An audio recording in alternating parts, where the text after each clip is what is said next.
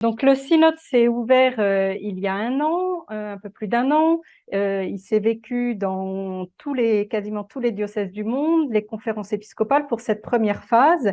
Et au final, notre secrétariat du synode a reçu 112 synthèses synodales sur 114 conférences épiscopales. Donc c'est vraiment quasiment 100%. Plus aussi les contributions des églises orientales, 100%, des dicastères romains, des religieux, religieuses, mouvements de laïcs. Donc, en fait, si on compare au synode précédent, vraiment ce synode qui est pour toute l'Église, qui appelait tout le monde à contribuer, à participer à la consultation synodale, est vraiment déjà un grand pas. Bien sûr, tout le monde n'a pas participé. On a pu aussi voir qu'il pouvait y avoir des résistances ou simplement parce que les gens n'étaient pas au courant. Mais le plus grand fruit qu'on a entendu de partout et lu dans toutes les synthèses, c'est que tous ceux qui ont donné leur voix, qui ont expérimenté cette écoute mutuelle, cette méthode synodale de la conversation spirituelle, ça leur a donné de la joie, ils ont goûté l'Église synodale et ils veulent continuer. Ce qui vient de toutes ces synthèses synodales, et c'était très touchant de lire vraiment à travers toutes ces synthèses la vie du peuple de Dieu dans des circonstances très diverses de par le monde, les joies, les peines, les rêves, les souffrances. Et ce qu'on a entendu à l'écoute, à la lecture priante de toutes ces synthèses, c'est vraiment un cri, on peut dire, un grand désir d'une Église qui soit plus accueillante, plus ouverte, qui écoute vraiment tout le monde, une Église plus inclusive, en particulier pour ceux qui se sentent parfois sur les marges ou pas bien écoutés, les femmes, les jeunes, les personnes divorcées, remariées, les personnes plus pauvres dans la société. Voilà. Et en lisant, en écoutant tout ça, ce qui nous est venu, on a vraiment entendu en résonance cet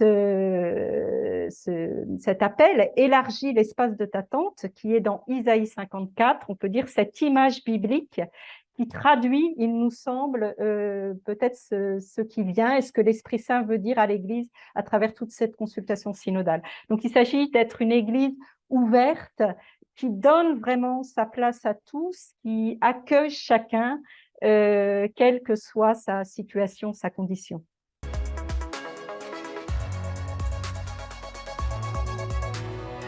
Un synode n'est pas un parlement, une consultation synodale n'est pas une enquête sociologique.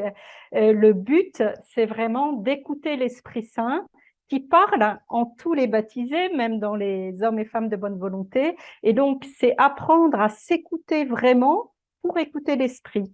Et cette méthode de la conversation spirituelle, elle démarre d'abord, elle est ancrée dans la prière, dans l'écoute de la parole de Dieu. Et l'idée, c'est en petits groupes de faire un premier tour où chacun peut s'exprimer et on ne réagit pas immédiatement. Il ne s'agit pas de débattre, il s'agit d'écouter vraiment chacun ce qu'il a à dire jusqu'au bout.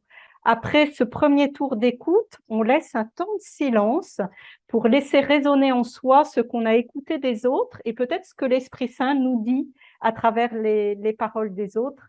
Et on fait un deuxième tour où chacun peut réagir en disant ce qui l'a touché, comment telle ou telle parole entendue des autres l'a interpellé.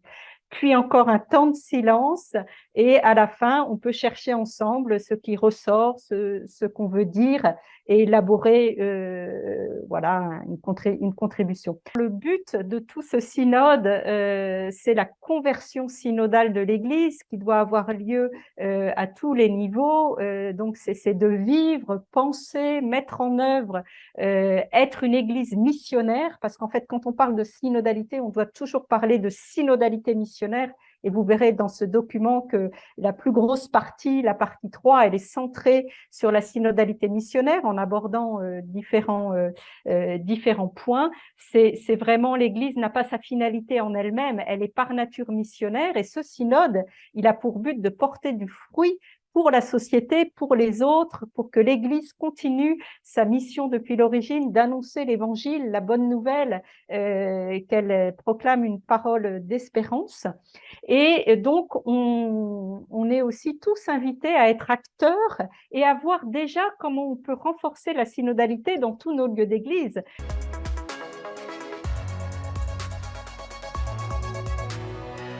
ce document qui a pour but vraiment de restituer ce qui est venu déjà de cette première écoute à travers cette large consultation synodale de par le monde, est donc renvoyé dans les diocèses, dans les conférences épiscopales, en invitant tous ceux qui le souhaitent, et en particulier ceux qui ne se sont pas déjà exprimés, ceux qu'on n'a pas forcément bien entendus lors de la première phase du synode.